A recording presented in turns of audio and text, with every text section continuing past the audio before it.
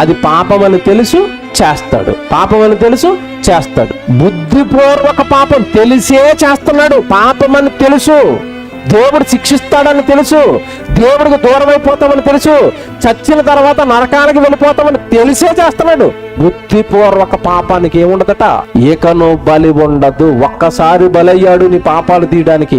నీ ఇష్టానుసారం ఎప్పుడు పాపాలు చేస్తానంటే ఇక యేసుక్రీస్తుల వారి రక్తం కూడా నీ పాపాన్ని కడగదు. రోజు పాపం చేశాను, ఆదివారం రొట్టె ద్రాక్షరసం తీసుకున్నాను, ఏం జరిగింది? న్యాయపు తీర్పునకు మనుషులు ఏం చేయాలట? ఎదురు చూడండి, భయంతో ఎదురు చూడండి. భయంతో ఎదురు చూడటమేంటి? నిజంగా దేవుడు ఎదురై ఏరా నీ కోసం యేసు ప్రభు నేను సిలువలో అంత దారుణంగా చంపిన తర్వాత కూడా మారలేదరా, నీ అంత కఠినాత్ముడు నా దగ్గర ఎందుకురా పరలోకంలో? మీ అన్న నేను నా గర్భాన మొట్టమొదటి పుట్టిన కుమారుడు యేసుక్రీస్తుల వారిని జాస్తకుమారుని అలా బలేసిన మారలేదా నువ్వు? ఎంత దుర్మార్గుడురా, ఎంత పాపిష్టి హృదయంరా, ఎంత కఠినమైపోయిన బండరానిది. ఆయపు తీర్పునకు దేంతో ఎదురు చూడాలట? భయముతో ఎదురు చూచుచు విరోధులను దహింపబో తీక్షణమైన అగ్ని. ప్రభు యాగంలోనికి వచ్చిన తర్వాత కూడా పాపం చేసిన వాడికి ఏంటట?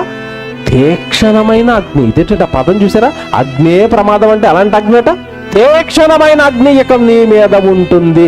రెడీ అయిపో. ఇక నువ్వు పాపాన్ని మానను అంటే తీక్షణమైన అగ్ని కొరకు రెడీ అయిపో అన్నాడు. మనం పాపం చేసిన ప్రతిసారి మనం ఏం చేస్తానో తెలుసండి, యేసుక్రీస్తుల వారిని పాదాలతో తొక్కుతున్నాం అంటే పాపం చేసి ఆయన బాధ పెడుతున్నాం అని అర్థం. అలాంటి వాళ్ళకట ఇక ఏం జరుగుతుందో, ఎంత తీక్షణమైన శిక్ష ఉంటుందో, దేవుడు ఎంత భయంకరంగా శిక్షించబోతున్నాడో ఇక మీ ఇష్టం అంటాడు.